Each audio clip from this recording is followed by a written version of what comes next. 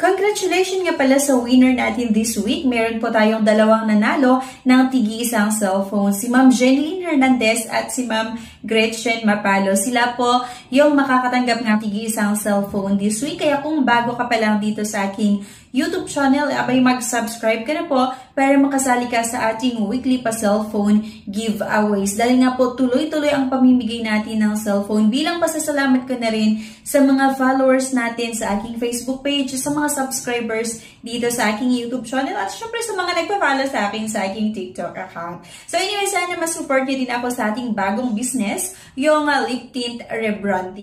Hi everyone! Again, welcome na naman dito sa ating YouTube channel. Again, this is Yana, and today's vlog is ang loan app pa rin ang ating pag-uusapan. Kasi nga po, ayon sa kanilang odds na naman, diba, ay pwede daw makautang hanggang 50,000 pesos. Transaction fee ay 0. Service fee, no, wala daw. So, ayan, okay kaya ito or hindi? Pero bago natin pag-usapan itong loan app na ito, kung naghahanap nga po tayo ng ibang option na pwedeng mautangan online, meron po akong nilagay na 8 or 9 link na makikita nyo sa comment section at sa description below. Pwede nyo i-click yung mga link na yan at i-explore. Pero disclaimer nga po mga besh, hindi ako binayaran para i-endorse ito sa inyo. Based lang sa sarili kong experience as a user, nasa sa inyo pa rin kung gusto nyong subukan or hindi. Okay? If declined sa bank and other loan apps, pwede niyong subukan yung ibang options. See the links sa description at sa comment section below. Click the link and apply. Disclaimer, try or apply at your own risk. Let's get back to the topic. Ang pag-uusapan nga natin ay itong si FT Lending, under nga ng FT Lending Master Philippines Corp.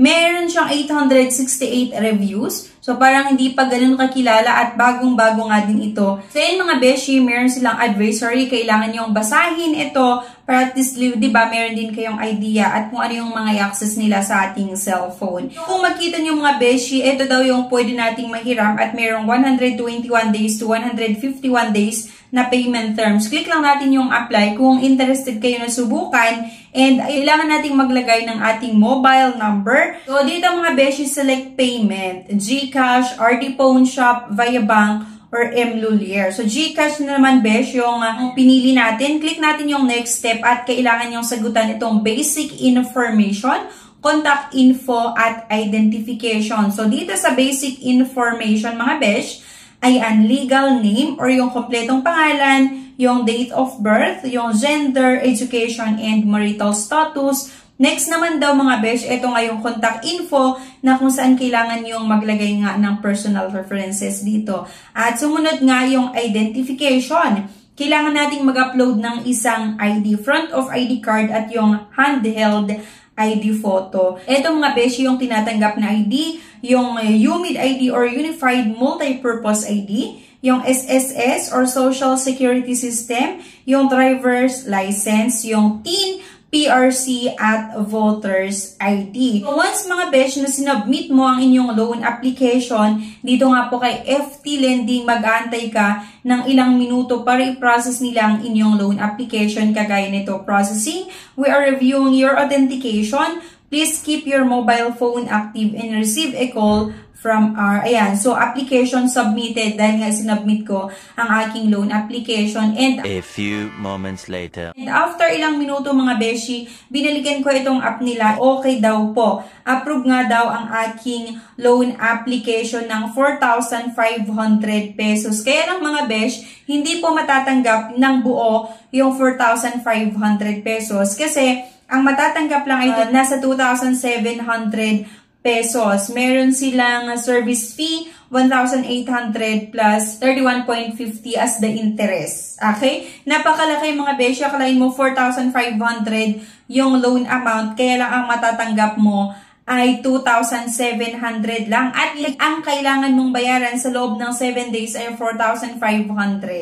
Okay? Ang natanggap mo lang na pera ay halos nasa 2,700 lang.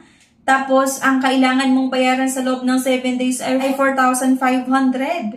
Diba? Medyo malaki talaga. Napakalaki talaga mga besh yung fees nila, yung service fee nila. Okay? So, kahit sabihin natin na mababa yung interest kasi 31.50 lang. Kaya lang kasi bumawi sila dito sa service fee na 1,800 agad-agad. Yung kinaltas nila doon sa 4,500. Kaya ang matanggap lang natin ay 2,700 pesos.